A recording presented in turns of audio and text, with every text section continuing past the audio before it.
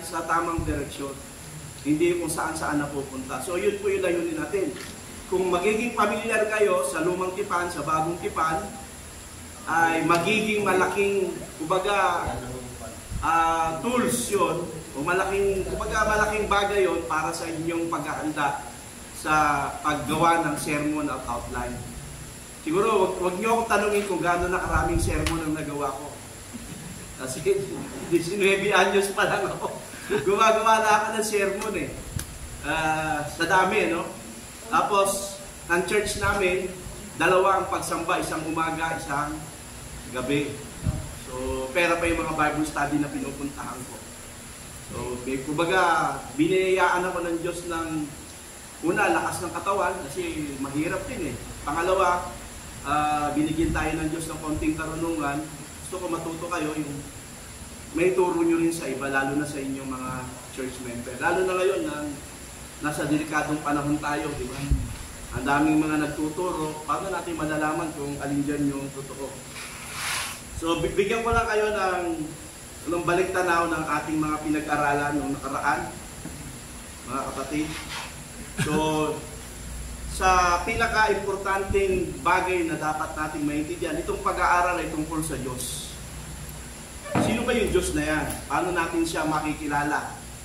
Paano natin malalaman yung kanyang kalooban? Kanina, kinukwento nila Roger, ano?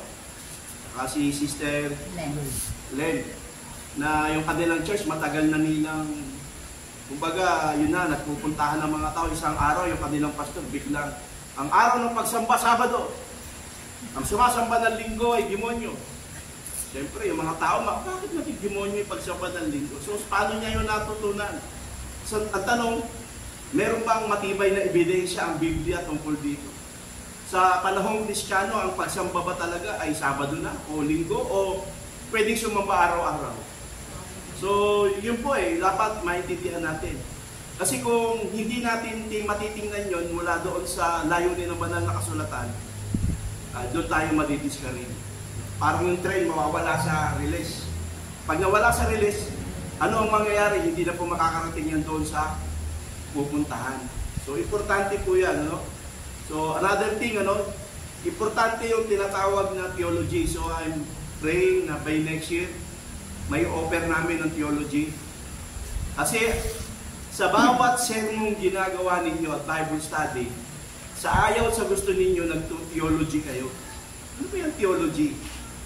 Ang theology ay the application of Christian truth. Yung natutunan mo, paano mo i-apply sa inyong church, sa inyong buhay, sa inyong ministry.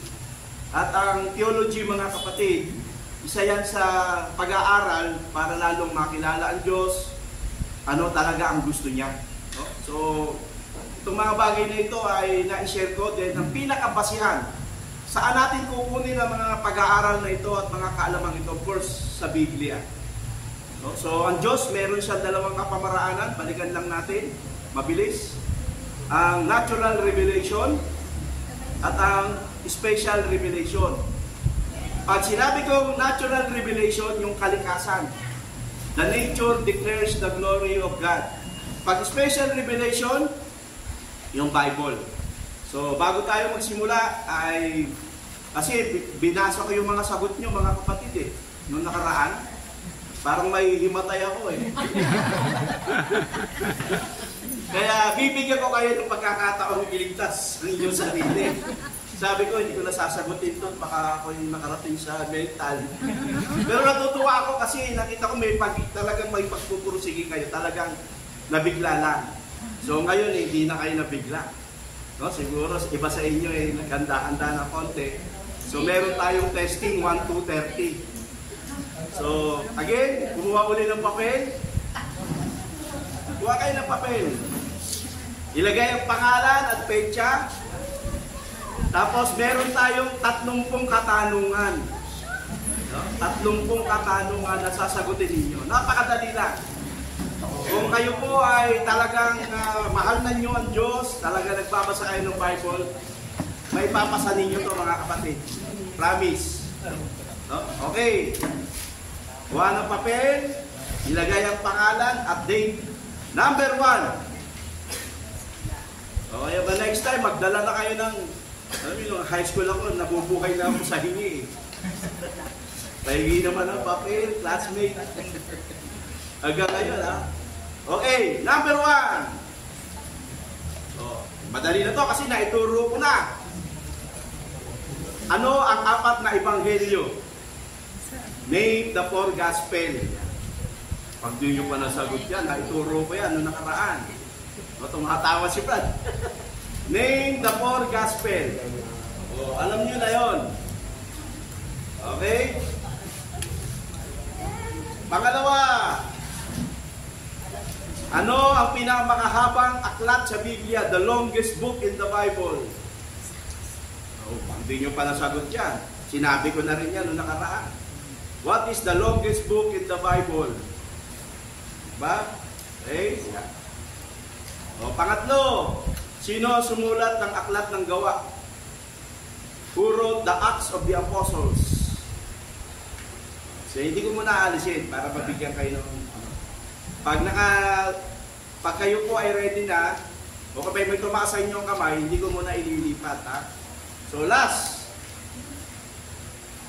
Saan mo mababasa ang nakasulat ay for the wages of sin is death. Ang kabayaran ng kasalanan ay kamatayan. Anong aklat yun ng Biblia? Kayo, yung mga nasa follow-up ministry, kabisado yan. Yung mga nagsishare na. For the wages of sin is death. Saan yun mababasa? Saan ba yun? Ha? Sino pa sumulat nun? Ha? So, 4 muna. Pag ready na, sabihin nyo lang, ililipat ko na ng panibago, 5 tanong. Meron pa po bang, pwede na po bang ilipat? So isulat nyo lang, guys. Ano ang pangalan ng 4 na ebanghelyo? Ano ang aklat na pinakamahaba? Sinong sumulat ng aklat ng gawa? Saan mo mababasa sa Bible, pangalan ng aklat, na ang kabayaran ng kasalanan ay kamatayan? Okay? Yung iba talaga matatalino na, oh. Next! Next na tayo, ha? Okay na po ba? Next? Number 5. Number 5, ready na?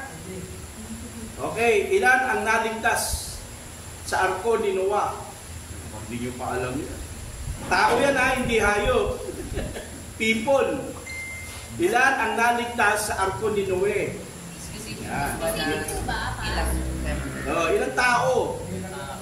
How many people were on Noah's ark? Kasi yung iba, yung sumakay, sinakay ng ni Noah, yung mga hayop, at yung kanyang pamilya. Ilan silang lahat? Okay? Next.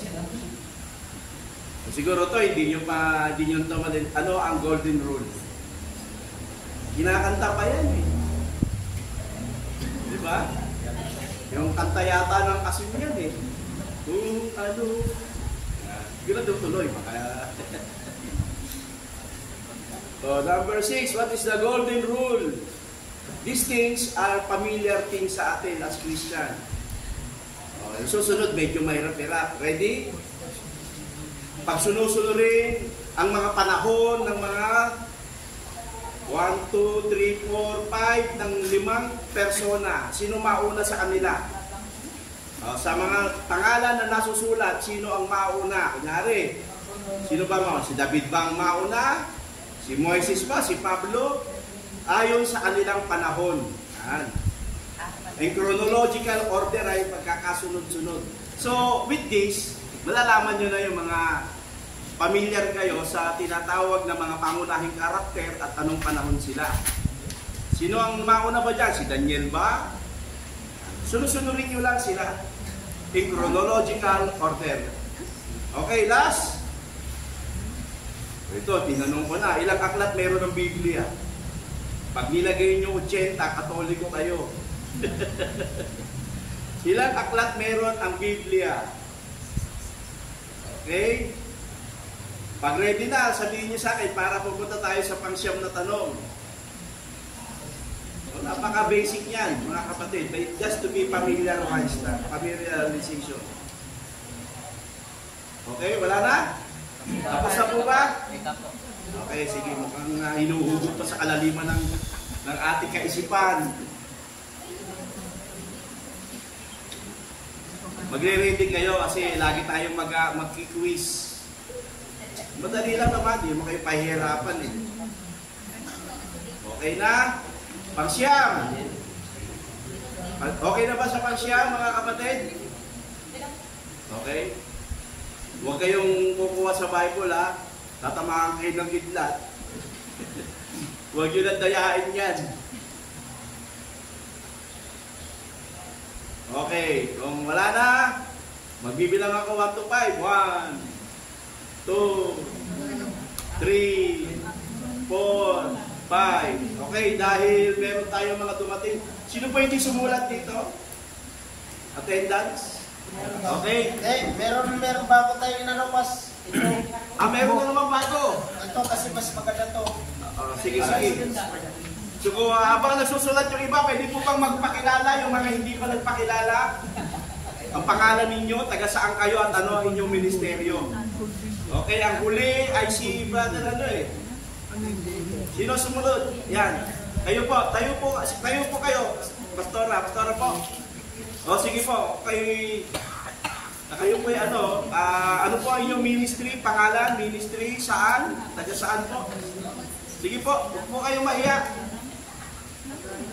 Katabi niyo po ang pangalan pa ng ligtas na husana.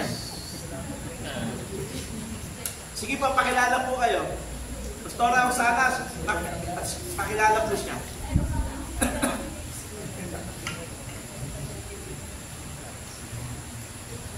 Para magkakilan-kilan tayo.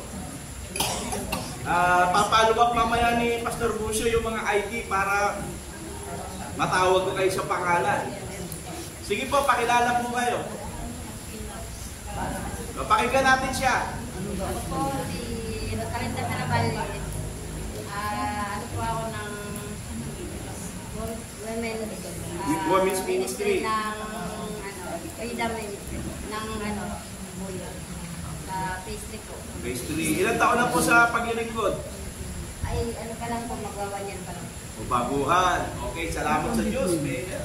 Pastora, kayo na po. Pakilala. Pastora ko sana mga Freedom Ministry. Dito lang ako sa Facebook. Ay, hindi, 24. Head pastor. Okay, next. Ikaw na ulit. Kilala ka namin, pero iba. Anthony po sa Singal. Okay. Ilan taon na sa ministeryo? 5. Hello. Next. Sa music po. Music. Next. Hello everyone, good evening. My name is Erica from Axing Galong and Ilan taon na sa ministry? ano po, 5? 5. Tagid na ito. Next. My name is Janice po. Sige. Sige, dalo. Yung kamaya.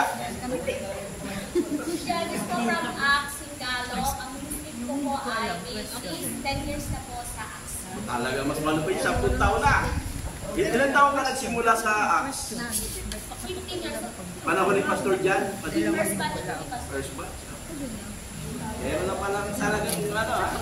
Next. Next po. Sino kasunod? My name is Jason Cartulong.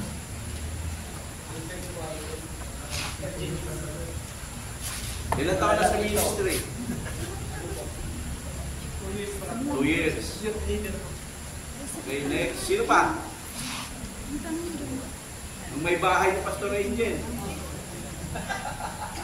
Kala ko si Sister Eunice eh. Ha? Hindi, okay na po. Okay. Kayo, magpakilala kayo. Sa kaharian ng Diyos, walang sabing pusa. Lahat tayo mga lingkod at manggagawa ng ating kataas-taasang Panginoon. Sige po. Para makilala kayo, kung sakaling makasakay kayo sa jeep, malibigay pamasahe.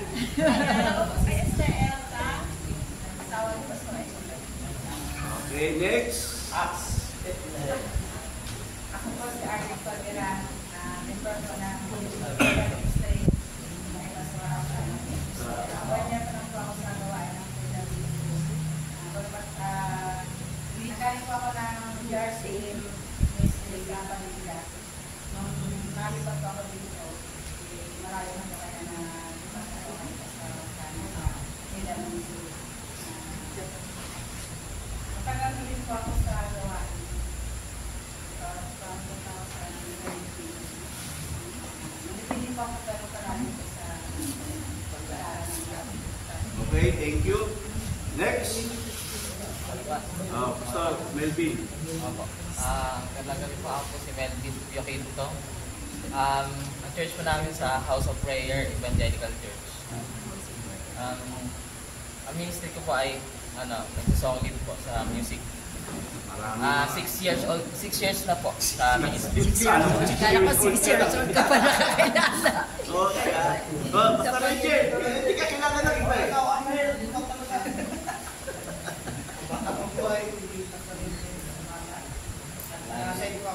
Sino ang unang dalawang tao sa mundo? Hindi nyo pa kilala yan. Ang unang dalawang tao sa mundo na nilikha ng Diyos. Pag di nyo pa nasagot yan, ha? Okay, next. Ito, balik tayo muna sa 10 Commandments. Isulat nyo 10 utos. Dalawang man lang kayo dyan. Familiar tayo dyan. At importante yan eh. Name the 10 Commandments. Inisa-isa ko na yan eh. Okay? Number 11. Magbigay ng nilikha ng Diyos na hindi nakikita. Nilikha ng Diyos na hindi nakikita. Ha?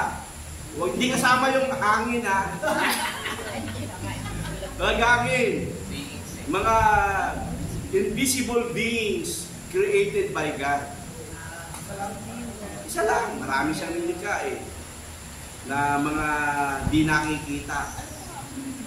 Okay? Number 12.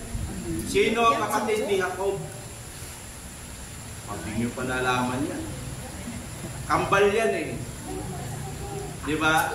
Yan dalawang yan, kambal. Actually, yan si Jacob, pangalawa yan. Yung kuya niya, yung tinutukoy ko, ano pangalan nun. Kung mahilig kayo kumain ng barbecue, yun na yun. Bituka. Binigyan pala kayo na. Okay. Sino ang sumulat ng Salmo 23? Sino ang sumulat ng Awit 23? The Lord is my shepherd and I shall not want. Hindi niyo pa kilala yun. Though I walk to the valley of the shadow of death, I will fear no evil. Psalms 23 yan. Sino yan sumulat? And last, magbigay ng 3 talinhaga na sinulat ni Jesus. 3 talinhaga. Ang dami niyang talinhaga. 3 lang hinihingi ko. Okay, sabihin niyo kung ililipat ko na. Pag hindi pa, sige, sulat lang. Alam niyo, sa psychology, pag ginagamit daw yung utak, lalong tumatalas. The more we think, the more daw yung utak natin nag-create ng mga bagong memory. Kaya yung mga may dementia, mga kapatid, sa oras, yung mga may edad na tinatamaan ng dementia, hindi na kasi sila masyadong nag-memory, nag-iisip. Si Juan Ponce Enrile, 90 plus na eh. Sinasa ulo niya 80 paragraph a day ng tula. 8 paragraph, hindi 80. 8. Ano ba yung Tagalog ng pataludtod ba yan? Di ba yung mga paragraph? Taludtod, di po ba? 8 taludtod ng tula.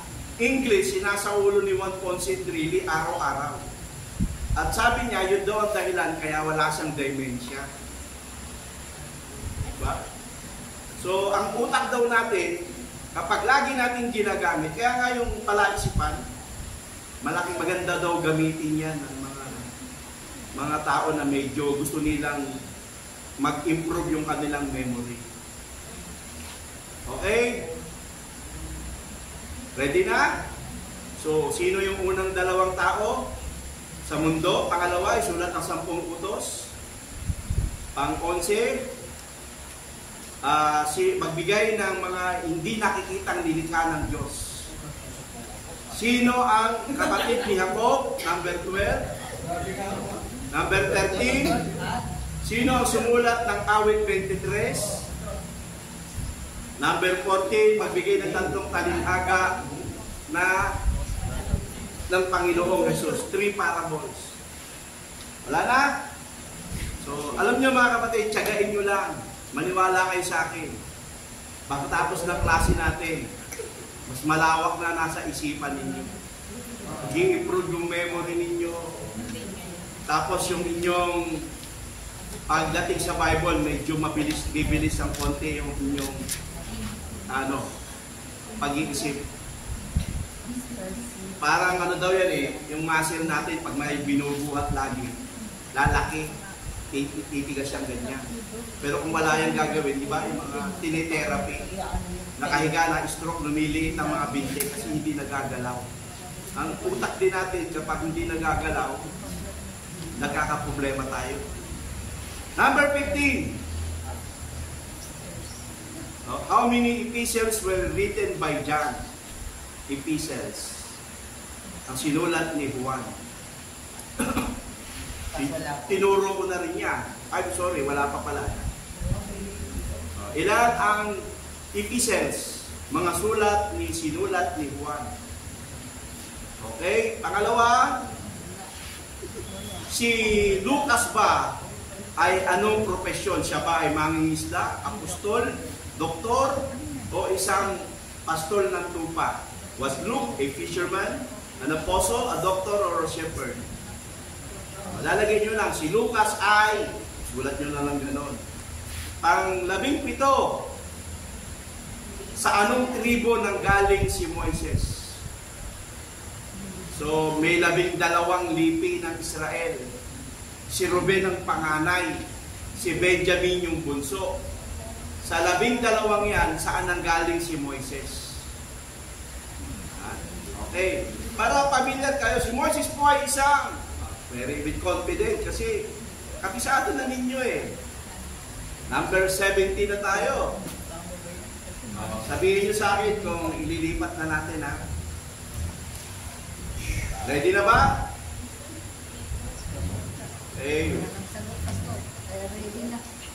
Ready na. Parang humahanga na ako kay Sister Connie. Talagang siya, lipat mo na, Pastor. Kaya-kaya yan. Okay, 18. Meron tumututol. Sige. May pagtutol. Tagalang-galang na hukom. Hindi tumututol, ipagbibigyan natin. Okay, next. Wala na pagtutol. Number 18. Saan matatagpuan ang kwento ni Daniel? Sa Luma o sa Bagong Tipan? Si Daniel ay nasa blank na tipan. Okay. Familiarization ng karakter. Number 19. Anong uri ng lingwahe ang ginamit sa pagsusulat ng Bagong Tipan?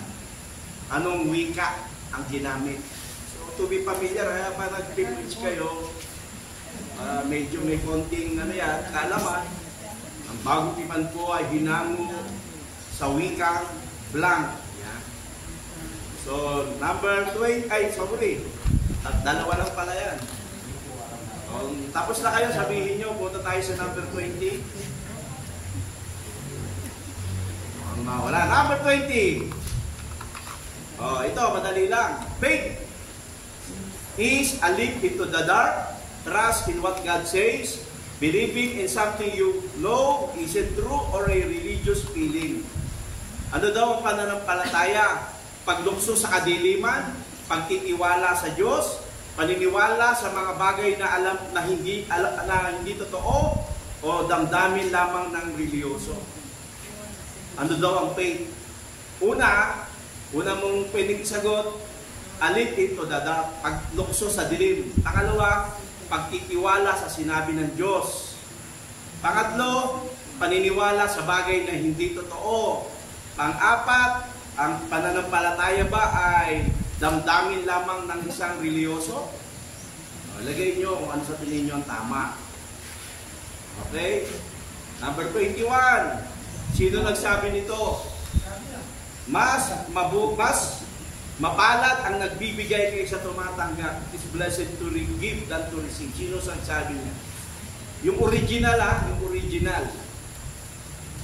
Kasi kinot niya ni Pablo. Pero may pinanggalingan siya. Sabi ni Blanc, mas mabuti ang magbigay kaysa tumanggap. When you finish the Old Testament and the New Testament survey, by God's grace, mas magiging familiar kayo sa mga phrases, character, event na magagamit ninyo during preaching and teaching. Okay na po ba? 22. Lagay nyo lang true or false. Si Santiago ba at si Juan magkapatid? Si Santiago ba at si Juan magkapatid? Lagay nyo lang true o totoo, false kung hindi. Si Santiago at si Juan magkapatid, true or false. Pag sinabi nyo totoo, magkapatid sila, true. Pag sinabi nyo false, hindi sila magkapatid. Okay, 23. Magbigay ng 3 patriarka sa banal na kasulatan. Ito, importante ito. Sa Old Testament survey, the 3 patriarch Bible. Ano ba yung patriarch? Patriarka. Pang 24. Pagkakasunod-sunod. Ano mauna? Temple, church, Tower of Babel, tabernacle. Ano ba mauna? Temple, church, yung unang naitayo, Torre ng Babel, o tabernakulo. Pagkakasunod-sunod ninyo lang. Kunyari, kung nasa tingin nyo, mauna church. Pagkakasunod-sunod. So, tinuturo ko ang familiarization ng mga gusali. Ano ba nauna? Templo, simbahan, Torre ng Babel, o tabernakulo. Yan. Teka lang, parang nauna yata yung church panahon ni Moises. Okay. 25. Diyan ako, tinitingnan ko yung mga mukha ninyo. Talagang tingin ko, yung memory nyo nagkikreate na eh. Okay, next. Sandali.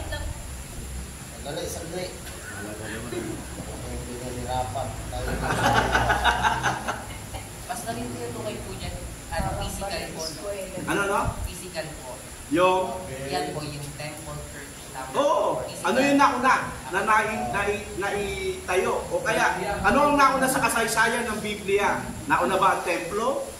Ang iglesia? O ang gusaling simbahan? Ang Torre ng Babel? O ang tabernakulo? Yung tabernakulo, yun yung binubuhat nila Moises. Para pag bumaba ang presensya ng Diyos, sumasamba sila. Ang tabernakulo, doon inilalagay sa ilalim noon ang kaba ng tipan. So, yung templo ba? Yung church? Lagay nyo. Malapit na, 6 na lang kasi agad 30 lang yan. Next! So, sabi ko sa inyo, mamaya, malalaman ninyo yung sagot, mananatili na yan sa inyong isip. Tapos magpapa-exam muli ako sa inyo. Mapupuha na ninyo. 25. Ito, madali lang. Ano ang pinakadalawang dakilang utos ayon kay Jesus? Matthew 22, 35 to 37. Ano ang dalawang dakilang utos ayon kay Jesus? The 2 greatest commandments according to the Lord Jesus Christ. Huwag kayong mag-alala, hindi ako mahilig ng tamang salita. Makuha nyo lang yung thought, okay sa akin yun. Okay, 26. Ito, dinisang ko nung nakaraan ito. Sino ang unang 3 hari sa Israel? Unang 3 haring tao sa Israel. The first 3 kings of Israel. Alam nyo sa psychology, yung mga neurologists, alam nyo yung utak natin, ang utak daw natin parang purong ugat. Yung network ng ugat. Sa bawat ugat na yan, may memory. Kapag may bago daw tayo natututunan, sabi ng mga scientists, gumagawa ang ating utak ng bagong memory, bagong ugat. At doon niya nilalagay yung alaala. Kailangan balik-balikan yun. Kasi ang bawat memory, paglipas ng panahon, parang, alam niyo yung sanga, natutuyo. Panatuyo siya, nawawala siya. Kaya, di na natin naaalala. So now, we are now creating new memory sa inyong mga mind. And I hope this memory lasts. Manatili. Ito, dahil magpapasko, totoo ba si Santa Claus ayon sa Biblia? Yes or no lang. Ha? Pang 27. Ano yan? False. Oo.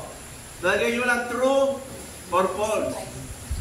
Pag nakikita natin si Pastor Busio, para gusto nating maniwala totoo si Santa Claus. Dahil si Pastor Busio ay napakabait at mapagbigay. No? So again, si Santa Claus ba totoo? Oo, hindi lang. True or false, 27 sa Biblia. Kasi importante din sa ating mga pastor, manggagawa, alisin ang hindi totoo at yung totoo lang ang manatili. So, dapat maliwanag yan. Kasi baka sa inyo, pag Pasko may magbigay Santa Claus. Magbigay na regalo. Hindi dapat. Okay. Siguro naman kaya niya. Maraming anghel sa Biblia. Isa lang ang kailangan ko, isulat niyo. Ayan. Pastor Angel. Basta mo yun. Hindi, angel, yun yung pangalan na tinutukoy ko. Maraming anghel sa Bible. May mga pangalan sila. Isa lang ang isusulat nyo. Diba? 28. Ready na? Okay. 29. Meron pa ba? 29. Sino ang sumulat ng aklat ng Deuteronomio? At huling tanong, pinakain ba ni Jesus 4,000 o 5,000 ng tinapay at isda? Did Jesus feed 4,000 or 5,000 people with the loaves and fishes? Lalagay nyo lang yes or no. Kaya kung gusto nyo 4,000 lang po, 5,000 lang po. O kaya pareho pong 4,000 at 5,000 pinakain niya. Depende sa inyong. Kung tapos na, itaas ang papel. O, bibigyan ko pa kayo ng 2 minuto, balikan niyo yung mga hindi nyo nasagutan. O, time start now! Kasi yung 10 utos, malamang hindi nyo nasagutan yung iba. Okay. Haba yun eh. 2 minutes. Kasi sayang yung oras, mag-discuss na tayo. 7:43 na. Okay, go. Tapos na kayo, itaas nyo lang yung papel. Hinahanga ni Pandora. Friends, ang ano eh. Hindi, huwag nyo na po. Hawakan nyo lang. Hawakan nyo lang. Hawakan nyo lang. Okay? Papatagalin pa ba natin? Hindi na. Okay. Pagbilang ko ng 3, ipasa sa kanan ang papel. Ipasa sa kanan. Kailangan, pagbilang ko ng 3, yung papel ninyo, nasa 3 tao na. Kunyari sa'yo, Pastor Joel, nandito na kay Sister Lynn, Pastor Lynn, ang papel mo. 1, 2, 3. Diba? 1. Pasa nyo. Pasa. Pastor Jerry, pasa mo na yung sa'yo doon. Pasa, hindi nyo kukunin, ipapasa ninyo. Change the paper. Change the paper. Hindi nyo na dapat hawak ang papel ninyo. Oh. Yung panghawak nyo ngayon, papel pa ninyo, hindi na. Next. Number 2. Pasa. Okay. Number 2. Sige. Number 3. Basta ipasa nyo. Dapat hindi na nyo. Dapat yung papel ninyo, hindi nyo na hawak. Pasa nyo lang. Hindi ko kukolektahin yan. ipasa. Ipasa nyo. Pasa mo yun. Ipasa nyo na. Pasa mo yun. Ipasa nyo. Pakita na. Yung papel pa ninyo, hawak pa ninyo, hindi na. Iba na. Iba na. Kapag nawala sa yung papel, dapat may hawak kayo papel. Ipapasa lang, iikot lang, hindi kayo dapat nawawalan. Dapat ka ganun, may hawak kayo. Ayan, ganyan. Yan, tama. Diba nung nag-aaral tayo? Ipasa. Sige, ipasa. Wala kayong papel, imposible. Ayan na. Naipon yata doon, hindi na pumusakit. Yung may hawak na papel, mag-check kayo. Sige, kawawa kayo. Ipasa nyo na yung sa hindi nyo kasama.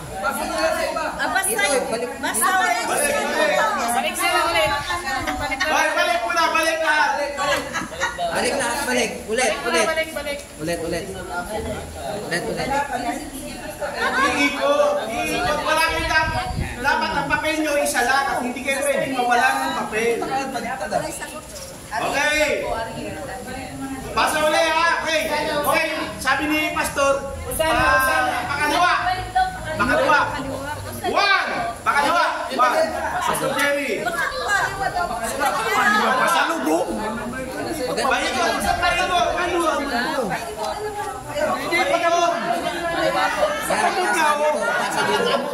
Palitiris, ganun. Ganun po, pag ganyan.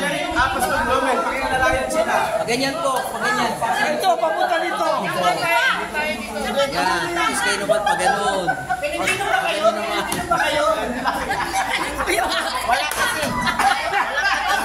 Pinalik yung akin. Pinalik sa akin, Pastor Dan. Dapat may babalik sa akin. Huwag nyo ibabalik ang papel ninyo sa sarili nyo. Salamat. Pinalik yung pangalan ko. Ibabalik muna daw. Ready na? Hindi pa. Dapat, ito na lang. Hindi nyo hawak ang papel nyo at dapat may hawak kayo papel ng iba. Mali tayo mas. Magpapalitan na lang kayo. Madali. Ayan. Magagalit sa atin ng Panginoon. Okay. Yan na. Okay din ah. Checken nyo yung papel ng inyo. Naghawak ninyo, pero dapat base sa sagot ko.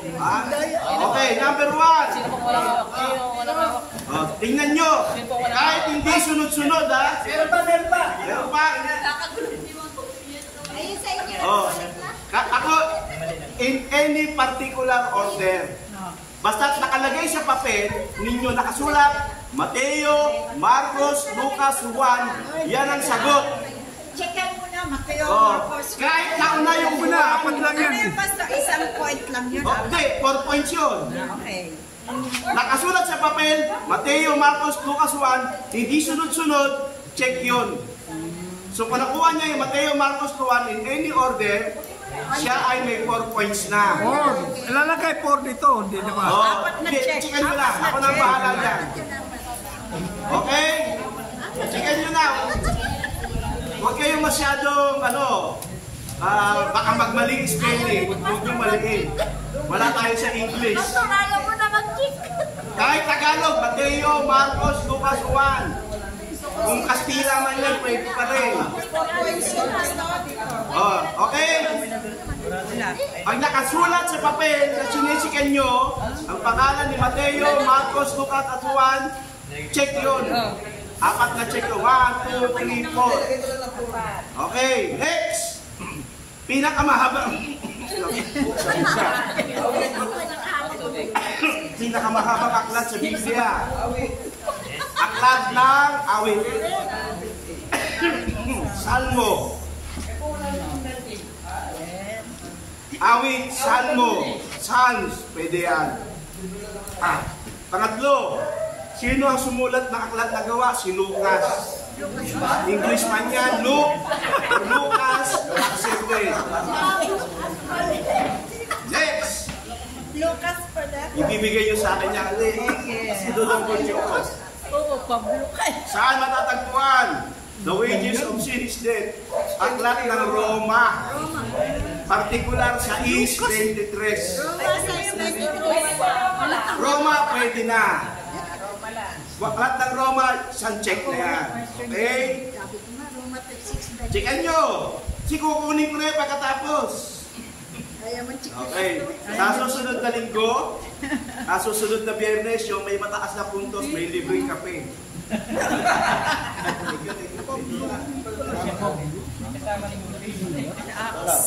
Okay.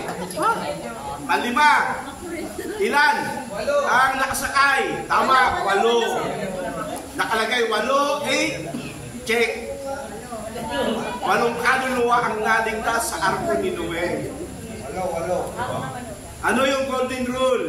Gawin mo sa kapwa mo ang ibig na gawin sa'yo. Kung ano ang di mo gusto, huwag gawin sa iba. Kung ano ang gusto mo, gawin mo sa kapwa mo. Huwag gawin. Pareho yun. Negative kasi, huwag gawin. Positive, gawin mo. Consider yun as golden rule. Alam nyo, kung yan ginawa lang ng mga congressman, wala tayong problema sa flood control. Mali po yung huwag gawin. Pwede yun. Decide, positive kasi yun eh. Positive at negative. Basahan na kalagay. Wag mo, gawin mo sa kapwa mo, nais mo, okay sa akin yun. Wag mo gawin sa kapwa mo, ayaw mo wag gawin sa'yo, okay na sa akin yun. Golden rule yun. Positive yun. Ido-double check ko naman yan eh, kasakaling mali ang chinikan nyo. Okay. Number 7. Sino na una? Si Daniel, Noah, Paul, Moises, and David. Sino na una? Noah. Sumunod. Sumunod. Paano kung mali, Pastor? Namali na yung una, mali na lang. Hindi, ayaw mo, baka may tumama doon sa gitna. Tayo hindi, halimbawa sa gitna, tumama siya, nailagay niya yung tamang tao. Ulitin mo, Pastor, ulitin. Basta't ang nauna, si Noah. Sumunod si Moises. Sumunod sino? David. Tapos si Daniel. Tapos ang huli, si Pablo.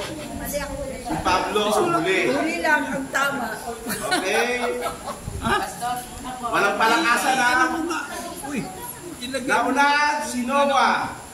Sumunod si Moises. Sumunod si David. Then si Daniel. At si Pablo. Base sa chronological order ng mga aklat. Ilan po yun? 5. Kung tama, mali siya sa una, mali na yun. Pero kung tama naman yung gitna niya, i-check nyo. At nasa dulo ay si Pablo, tama na yun. May 1 point siya. Kung si Pablo lang tinamaan niya, yung iba mali-mali niya. Okay? How many books are there in the Bible? Ilan? 66. Kung nakalagay 67, mali. Kailangan 66. Kung nakalagay 39, mali. Kung nakalagay 27, mali. Dapat 66, number 7. Number 8. Okay? Ang unang tao sa mundo. Pag nagkamali pa kayo, baka nilagay yung si Cain at si Abel. Ang unang tao sa mundo ay si Adan at Eva. Okay, ito tayo sa 10. 10 utos. Bibigyan ko kayo ng tip. Tinuro ko na to eh. 10, di ba? Number 1, may isang Diyos lamang, siya lang ang dapat sambahin. Number 2, gagawin nyo lang, huwag kang yuyuko. Pangalawang utos, huwag kang yuyuko sa ibang Diyos. Pangatlo, ganun nyo, takpan yung bibig nyo, huwag mong babanggitin ang pangalan ng Diyos nung walang paguluhan. Pang-apat, ganun mo lang, ipangilin mo ang Sabat, araw ng pahinga. Pang-5, saludo mo lang, igalang mo ang iyong ama't ina. Pang-6, huwag kang papatay. Pang-7, huwag kang makikiapay, 2 lang, hindi pwede 5. Manupit ka kung 5, kaya mo. 2 nga lang, asawa mo lang, hirap ka na eh. No, sa bibig pa lang. Pang-7, pang-8, sa ibang bansa kasi, tinatanggal itong lalaki sa pagnanakaw, huwag kang magnanakaw. Diba? Pang-9, huwag kang magsasabi nandito, ang 4 ay hindi 5. Ang 4 ay hindi 5, huwag kang magsasaksi nandito totoo. Pang-10, huwag mong pag-iimbutan ng pag-aari ng iyong kapwa, kanyang asawa, kanyang ari-arian. Sundan nyo lang yung mga daliring nyo, magsasaudin ninyo yung 10 utos. May manunod pa. Okay? Number 11. Magbigay ng mga nilikang hindi nakikita, anghel. Holy Spirit, Pastor, hindi pwede. Or, ang Holy Spirit, hindi nilikha. Dito pwede hangin. Ang Holy Spirit kay hindi nilikha. Ang Holy Spirit ay eternal. Ama, anak at ang Espiritu ay hindi nilikha. Pag nilikha niya, naku, kulto kayo. Ang Holy Spirit ay eternal being. Katulad ng Ama, walang pasimula at walang wakas. So, pag invisible things, tulad ng, anghel. Gusto mo maging scientific na hindi nakikita, virus. Kita nyo ba yung virus? Nung pandemya natin, maraming pinatay na may nakita pa tayo. May microscope ka. Diba? Okay. 12. Ang kapatid ni Jacob. So, Esau. ngayon nagpo-protest, bakit napakita ang anghel kay Ana Maria? Nakikita Kung mo. gusto niya. Pero ang by nature, invisible sila. Likas na hindi nakikita. Nagpapakita sila dahil inutusan sila ng Diyos. Pero natural. 13. Si David ang sumulat ng Salmo 23. So marami na siguro check yung papel ninyo o maraming cross. 14. Tatlong talinhaga. Talinhaga na mag-ahasik, ang alibughang anak, ang nawawalang tupa, nawawalang salapi. Maraming talinhaga. No? So, kung tatingin nyo tama, chikan nyo kung sa tingin nyo mali, then i-double check ko naman. Okay? How many epistles were written by John? Ang sagot, 3. Una, ikalawa, 3 buwan. Hindi kasama ang ebanghelyo. 3 lang. Kasi yung regulation. Hindi epistles eh. Diyan pala. Hindi ko Ang Paul. Revelation hindi tinuturing na epistles. Si Lucas ay isang doktor. Kaya pag nagtanong kayo sa Christmas, sino ang sumulat ng Bible na doktor? Si Lucas ang sagot doon. 17. Anong tribo galing si Moises? Sa tribo ni Pastor Dan Busio. Pastor sa tribo ng Levita. Okay, Levi. Number 18. Si Daniel ay karakter ng lumang tipan. Old Testament siya. Si Daniel. 19. Sa wikang Griego, sinulat ang bagong tipan. Koine, Greek. Wikang Greek ang sinulat ang bagong tipan. So, nagkakaroon lang kayo na kayo. New Testament and Old Testament sa Pilihan. 20. Faith is trusting in what God says. Trust in God. Ang faith is paniniwala sa bagay na sinasabi o sa mga salita ng Diyos. Yan ang faith. Trust in what God says. 21. Sino nagsabi niyan? Si Jesus Christ. Pero hindi mo mababasa sa Mateo, Marcos, Lucas 1. Sinabi ni Pablo, sinabi ni Jesus, mabuti ang magbigay kaysa tumanggap. Okay, 21. 22. Ang magkapatid pang Santiago, Juan ay magkapatid? True. Mga anak ni Zebedeo. Son of Zebedee. 3 patriarka, Abraham, Isaac, Jacob. 3 patriarka, Abraham, Isaac, Jacob. And dapat kumari in chronological order. Si Abraham ang ama ni Isaac, si Isaac ang ama ni Jacob. Ng 3 patriarka ng banal na kasulatan. Tandaan nyo, chronological order, ano na una? Torre ng Babel. Sumunod, tabernakulo. Sumunod, templo. Ang huli, ang church.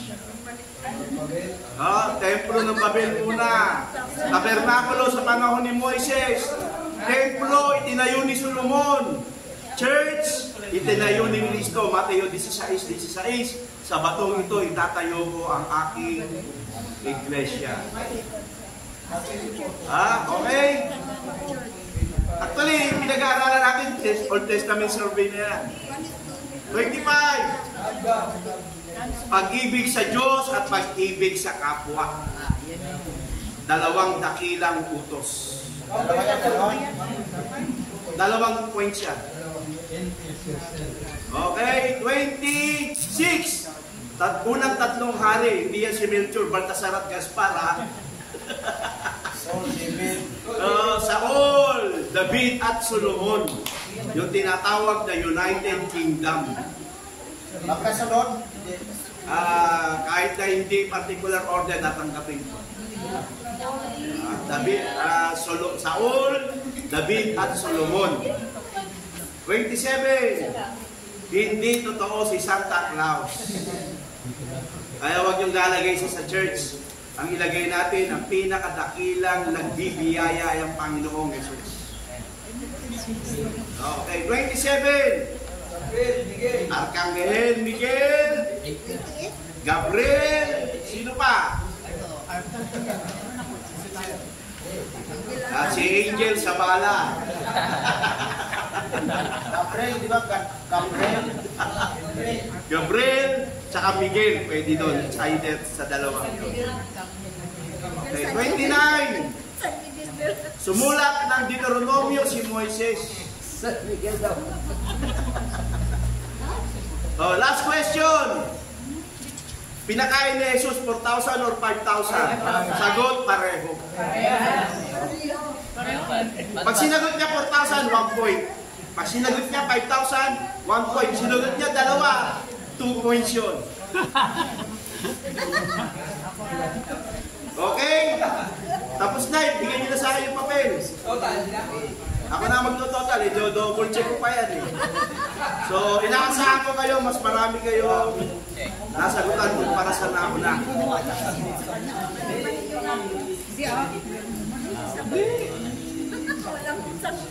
Salamat. Ito na.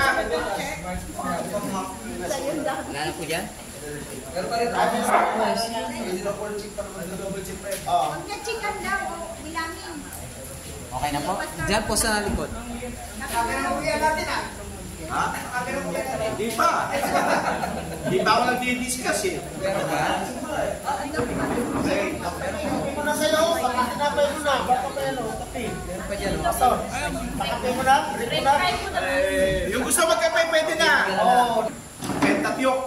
Ano yung Pentateuch? Sino nakakaalam? Ano ibig sabihin ng Pentateuch? Ha? Ang Pentateuch, ang unang 5 aklat ng Lumang Tipan, Genesis, Exodus, Leviticus, Number, Deuteronomio.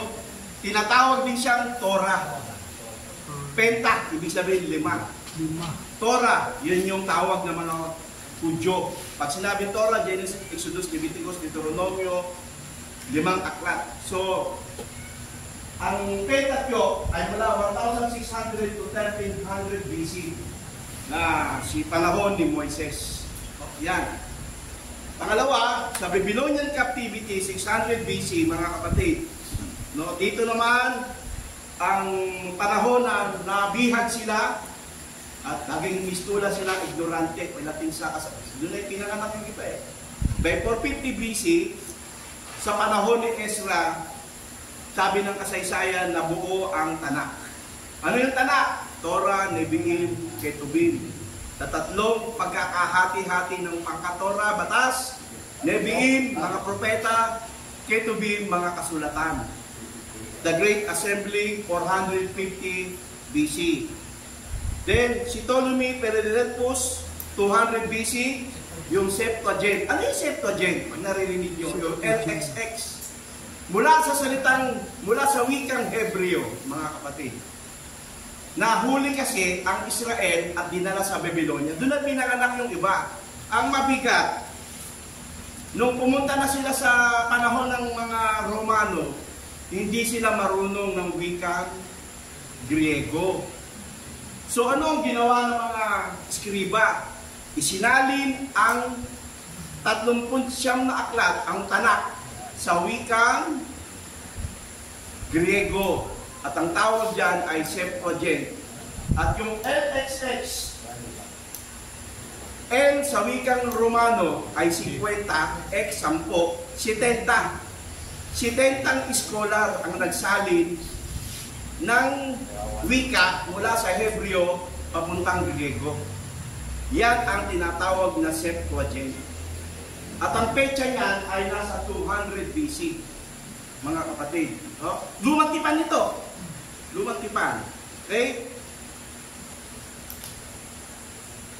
By 33 AD, yan yung panahon na namatay si Kristo. 30 years old na magsimula siya magministeryo, 33 to 33 and a half, namatay siya, tumakyat sa langit, yung ministeryo ng Panginoon. So, by 50 to 90 AD, sinulat ni Pablo ang kanyang mga epistles. General epistles, sinulat ni Pedro. The Gospel, Matthew, Mark, Luke, John. Revelation and the ministry of Jesus Christ. Kaya 50 to 90 AD, mga kapatid, yan yung panahon na naisulat ang bagong tipan. Tandaan nyo ito mga kasaysay. By the way, panatapos ito ngayong gabi, i-convert ko siya sa PDF. Kung kayo ay nasa chat group, Pastor Dan, yung mga iba pa-add mo na lang, pwede nyo nang i-download yun. At gamitin ninyo o kaya pag-aralan pa. So, again, by 320 AD, Constantine the Great, United States of Christianity. For the first time, ang Kristyanismo na ang pangunahing reliyon, estado na. Ibig sabihin, Christian religion na ang national religion at estado na ang Romano. Kaya yung Papa sa Roma, Vatican, wala nang ibang reliyon doon kundi Romano Katoliko. By 325 AD, the Council of Nicaea. Kung bigayaan tayo ng Diyos, magkakaroon tayo ng church history. Yung mga council ay ipapaliwanag natin, Council of Nicaea. Yung Council of Nicaea, sinasabing First Catholic Council. Sinasabi nila, no? Then, the Second Economical Council, 381 AD, the First Council of Constantinople. Nalala niyo pa ba yung Flores de Mayo? Diba? May nagpo-prosesyon si Constantine at saka si Reyna Elena. Yun yung panahon na yan, hawak-hawak na yung krus. Kinikilala na ng bansang Romano na ang Kristyanismo na ang priority and the most important religion. Wala na yung Roman. Wala, namatay na yung mga belief nila kay Zeus sa Greek mythology. Okay, next. 382 AD, lumabas na yung Latin Vulgate. Sa wikang Aramaic, sinali naman ang Biblia ni St. Jerome. Kaya nung unang panahon, ang misa ay Latino, Anno Domino Christi. Alam niyo yun? Ice cream for Sally. Ice creamy for Sally. Kaya basahin niyo yung sinulat ni Rizal sa Nolo Me Tangere, sabi ni Kapitan Tiago, kahit hindi natin naiintindihan ang wikang yan, kapag nagmimisa sila, naliligtas ang ating kaluluwa. Isa sa panlilinlang ng reliyong Katoliko, na kapag nakikinig tayo ng misa sa wikang Latin, which is the official language in every masses, meron daw kaligtasan. Which is wrong. Then later on, binago ng Papa, kailangan ang wika sa misa ay sa wikang ginagamit ng mga tagapakinig. Kaya mula noon, ang wikang pagmimisa ginagamit na sa Tagalog, English, Espanyol, sa panahon na sinimulan na nila yung tinatawag na wikang lokal. So by 3rd 17th Economical Council, 431 to 1431 AD, yan ay yung mga papa sa Roma, mga kapatid. Ako, kasama na yan, nasa 13th century. No? So, hindi naman kasi tayo sa history. But this is ang pagpusad ng Biblia sa kasaysayan. So, 1439, Johannes Gutenberg, Germany. Yung Mazarin Bible. Kahit meron kayo niyan, hindi nyo maintindihan. Sa wikang Alemanya. German, mga kapatid. No? Then, si William Tyndale. Ipinagbabawal ng Papa sa Roma, isalin ang Biblia sa wikang English, dapat Latin lang. Nilabag ni William Tyndale yung utos, sinunog siya ng buhay. Kaya si William Tyndale ang unang naglabas ng Bible sa wikang English. The Tyndale Bible. Nakabasa na ba kayo niyan? Basahin niyo. Very interesting. No? 1522. By 1522, nagsisimula na ang reformasyon nila Martin Luther. Nagsisimula na silang lumaban sa Katolisismo. Okay? King Henry VIII, the Great Bible. Sa England, nilabas ni King Henry VII ang The Great Bible. Hindi pa yan yung King James. Hindi pa. At ginawang opisyal na Biblia sa Inglaterra, itong Bibliang ito. Nung dumating na si Martin Luther at kinalaban niya na ang Katolisismo, ipinako niya sa simbahan ang kanyang 95 thesis siya tayo bilang protesta. Tinawag siyang protestante. Ano yung sabi ng tawag kay Rizal? Filibusterismo at heretic. Yun. Sa Council of Trent, nakipaglaban si Martin Luther, the Council of Worms, sa mga papa sa Roma at na magagaling na theologian. At doon nagsimula yung tinatawag na Reformation.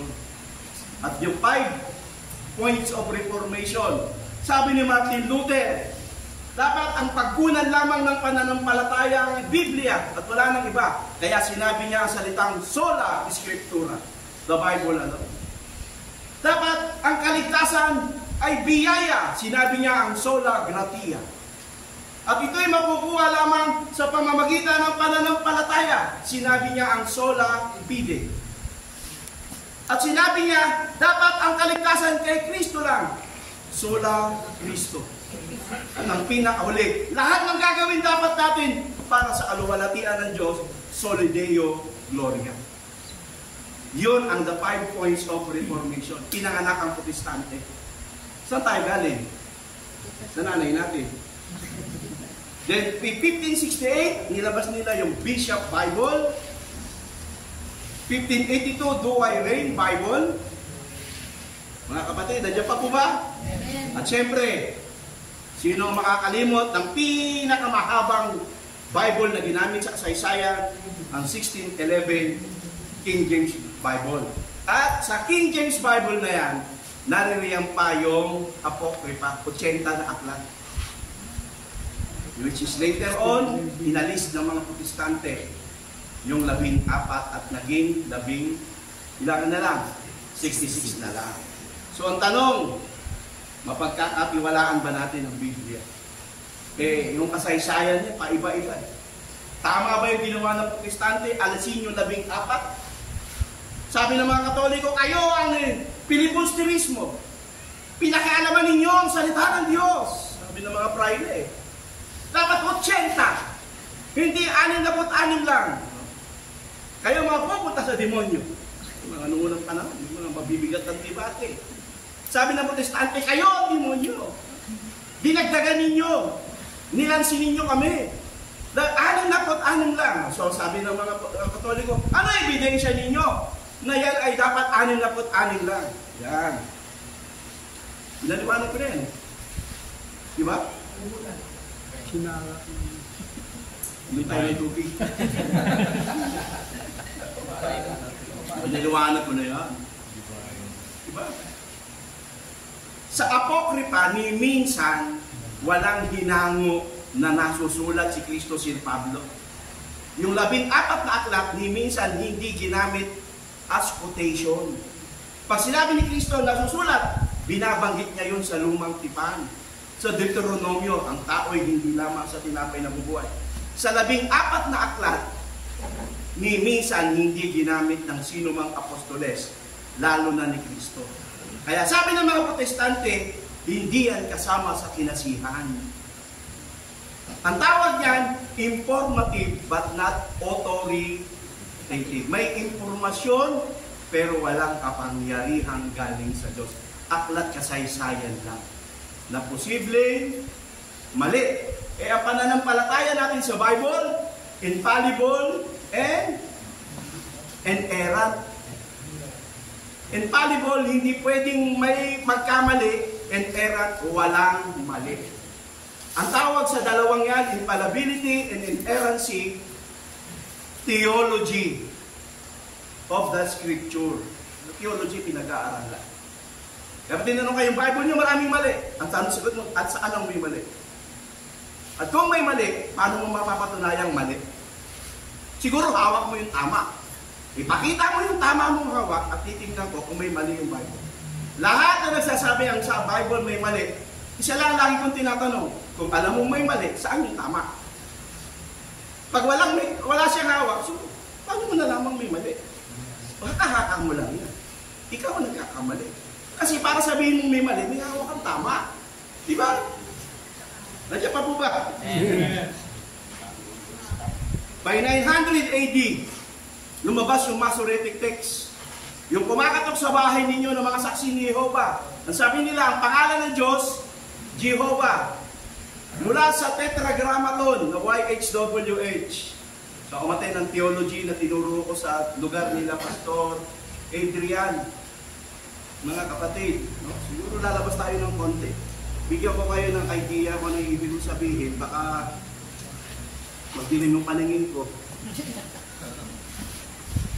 Bigyan ko kayo ng konting idea sa theology. Naliwan pa po ba kayo?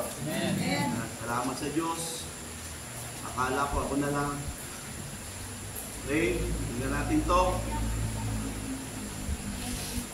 Ibigyan ko kayo ng konting idea about God. Okay. Nakikita niyo po ba yan? Sa original na wikang Hebreo, kapag pinabanggit ang pangalan ng Diyos, ito ang apat na consonant. Ang consonant sa ating wika ay baka dagahan naman nga para sa tawaya. Ano yung katinig? A, E, I, O, U. Ang original na wikang Hebreo, hindi gumagamit ng katinig kapag nagsusulat. Ang ginagamit lamang nila ay consonant. At ang pagbabasa ay mula sa kanan, papuntang kaliwa. Yod, he, baw, he. Yan sinasabi nila. No? Hindi naman gagamitin yan. Wala tayo sa wikang Hebreo klase. Yan ang pangalan ng Diyos sa original na pagkakasulat sa lumang tipan. Tignan niyo po ba, mga kapatid? So, again, para mas maintindihan natin, so, mababasa natin ang Elohim na tinatawag na pangalan ng Diyos 2,500 times in the Old Testament. Eloah, singular form of Elohim. Elohim means plural like S, yung im. Pag may im, katulad ng S, cat, nilagay mo ng S, cats. Diba? So, nagiging plural siya. Basket. Nilagyan mo ng S, baskets. Plural yun. Elo, wa, N, singular. Pag nilagyan mo ng M, nagiging plural. Ang Elohim, singular in meaning, singular in form, but plural in meaning. Yan ang kadalasan ginagamit para tawagin ng Diyos. No? El,